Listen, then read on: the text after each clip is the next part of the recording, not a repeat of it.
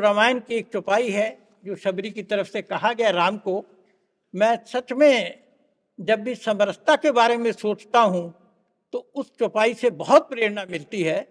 उसको राम कहते हैं, जाति पांति कुल बढ़ाई, धनबल परिजन सुन चतुराई, भक्तिहीन नर सोई कैसा, बिनु जल बरदे देखिए जैसा।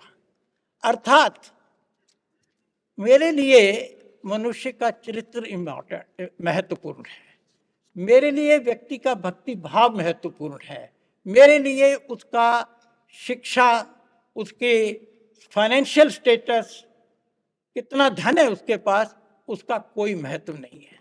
और हम देखते हैं कि राम छबरी की झोंपड़ी में जाते हैं, परंतु रावण की सोने की लंका जला दी जाती है, क्योंकि वह अधर्म की प्रतीक है, वो अनाचार की प्रतीक है।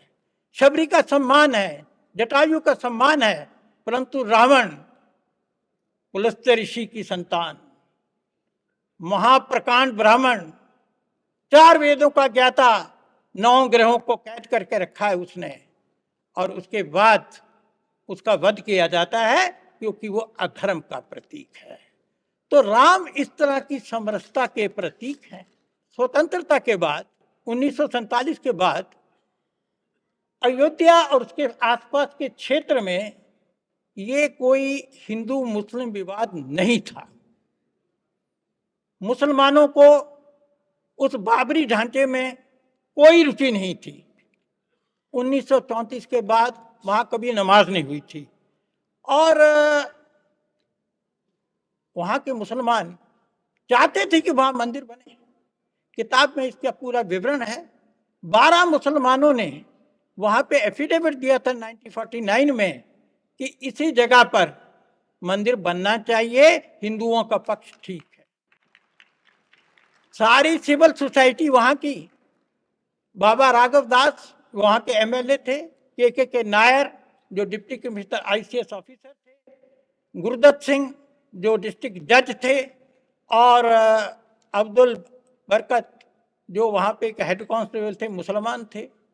पूरी की पूरी सिविल सोसाइटी, लखनऊ में मुख्यमंत्री, मुख्य सचिव, सब चाहते थे मंदिर बने। केवल एक व्यक्ति नहीं चाहते थे मंदिर बने, उनका नाम था पंडित जवाहरलाल नेहरू। और नेहरू जी का जो गुस्सा था, घृणा था, वो कोई सोमनाथ जहाँ अयोध्या तक सीमित नहीं था, उसका विस्तार जो था वो हिंदू मंदिरों को एज सच घृणा करते थे। और मैंने इसके बारे में 1959 का उनका भाषण है वो उद्धृत किया है। आप लोगों को समय मिले तो किताब में ज़रूर पढ़िए। और अंतिम बात, कहने को बहुत कुछ है पर समय सीमा है। जो 6 दिसंबर 1992 को ढांचा ध्वस्त किया गया, बहुत शोर मचता है इसके ऊपर, और शोर मचाने वाले में से कांग्रेस ही सबसे आगे हैं। पर सच में कर सेवकों ने गांधी जी की सलाह पर काम किया। 1925 में यंग इंडिया के अंदर गांधी जी का एक लेख है, मैंने उद्धृत किया है पूरे संदर्भ के साथ, जिसमें गांधी जी ने कहा, अगर कहीं जबरदस्ती मस्जिद बनाई गई है, अगर आपके बाजुओं में बल है तो उसको गिरा दो, और अगर आपके बाजुओं में बल नहीं है तब आप पुलिस और कोर्ट में जाओ।